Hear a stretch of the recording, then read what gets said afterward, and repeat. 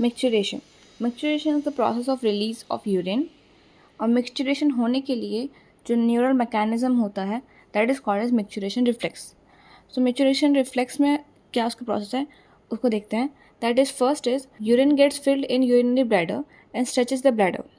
Stretch receptors of the bladder pass this signal to CNS।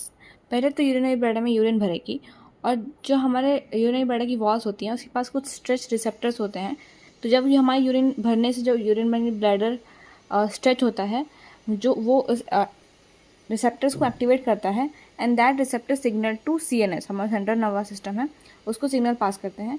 Then CNS इसके response में कुछ motor messages देता है to the bladder to initiate the contraction of the bladder and simultaneous, मतलब उसी time पे जब हमारा यूरिनरी ब्लैडर कॉन्ट्रैक्ट करेगा तभी जो हमारा यूरेथ्रल स्फिंक्टर मसल्स हैं उसको भी रिलैक्स करने के लिए, so that the urethra opens up and जो हमारा यूरिनरी ब्लैडर है वो कॉन्ट्रैक्ट करता है and that causes release of urine.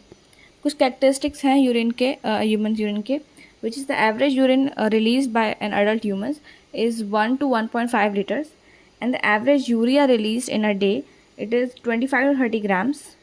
Characteristic of urine are slightly yellowish watery liquid with slightly acidic pH of 6.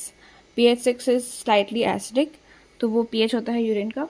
And analysis of urine can help in diagnosis of many metabolic diseases like diabetes mellitus को indicate कर सकता है if we do a urine test और हमें ketonuria या glycosuria के कोई मिलते हैं। मतलब कीटोन्यूरिया में क्या होता है कि यूरिन में जब कीटोन बॉडीज़ पाई जाती हैं एंड ग्लाइकोसूरिया में जब यूरिन में ग्लूकोज बॉडीज़ पाई जाती हैं जो कि जनरली ज़्यादा नहीं होती हैं, थोड़ी एक रेंज में होती हैं। जब वो ज़्यादा होती हैं that indicate ketonuria and glycosuria which can be indicative of diabetes mellitus.